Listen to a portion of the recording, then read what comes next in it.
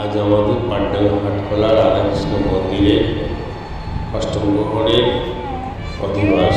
আমরা অধিবাসের জন্মগ্রহণের জন্য হরিনাম সংকীর্তন করতে করতে বেরিয়েছি। সাথে আমাদের আছে গ্রামের সমস্ত মা বোনেরা এবং ভক্তবৃন্দরা।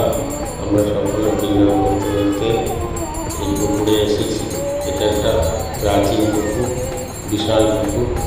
দীর্ঘদিন ধরে আমরা এখানে হরিনামে আমাদের অষ্টম প্রহরের অধিবাস, তার জল তুলি। আর এবার আমরা জল তুলতে এসেছি। জল তুলে নিয়ে আমরা চলে যাব গোপালকে নিতে, কারণ আমাদের মন্দিরে প্রতি বছরই কেউ না কেউ গোপাল ঠাকুর দিয়ে থাকে। এবার একজন দিয়েছেন, যার বাড়িতে আমরা এই জল নিয়ে স্নান করতে করতে তার বাড়িতে যাব। সেই গোপাল ঠাকুরকে নিতে সেখানে গোপাল ঠাকুরকে বড় করে আবার আমরা আমাদের মন্দিরে ফিরে আসবো। প্রতিবারের ন্যায় এবারও আমাদের একই অনুষ্ঠান।